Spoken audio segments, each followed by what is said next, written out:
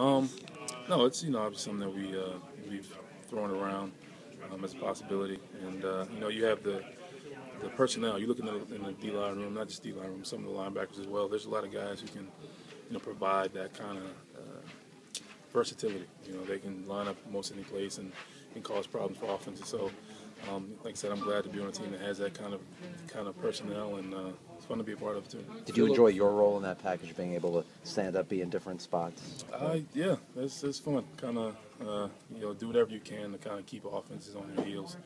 Maybe not always know where guys are going to be, and just being able to have different looks and attack in different ways. So it's a lot of fun. Obviously, being out there, just kind of making your fit and kind of rolling the dice where you're going to be, and you hope it ends up with a successful play. Philip mentioned that he couldn't find a better example of how you guys confused that defense than your second sack when they had a running back trying to block you. I can't imagine that was their best. Why not? I think that should be something that is implemented repeatedly throughout the season. I would appreciate that if you pass it on to any other offensive coordinators.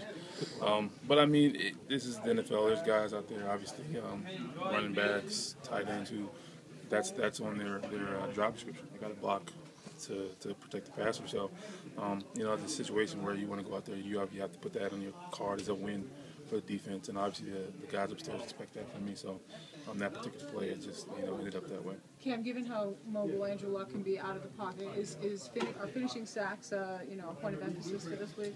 I would put that on the emphasis for every week. There's always going to be a guy in the backfield, whether it's a running back, whether it's a quarterback, you have to make sure you get him on the ground. And I don't think any quarterback enjoys being hit. That usually going to change up their delivery. Maybe they're throwing the ball a little too early, or maybe throw off timing. So this week's no different. You got to get after him like you get after anybody else, and make sure his day is not as pleasant as some others. Speaking of sacks, pretty tremendous. I would think so. He's a good football player.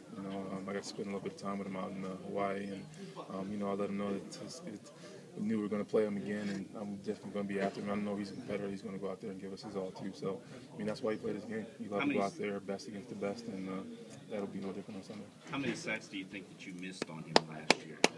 Because you guys had him a couple of times, and he managed to throw completions. Yeah, squirmy, slippery guy. The number I don't know exactly, but that's, like I said, that's not a unique thing for quarterbacks. There are a lot of good quarterbacks in this league, and they're going to do whatever they can to get the ball, to their receivers and their playmakers. And a lot of guys who stand in there and they know they're going to get hit and still deliver the ball and things like that. So obviously this week's not going to be an exception to that. And when you got them in your target in your sights, you got to make sure that you finish the play.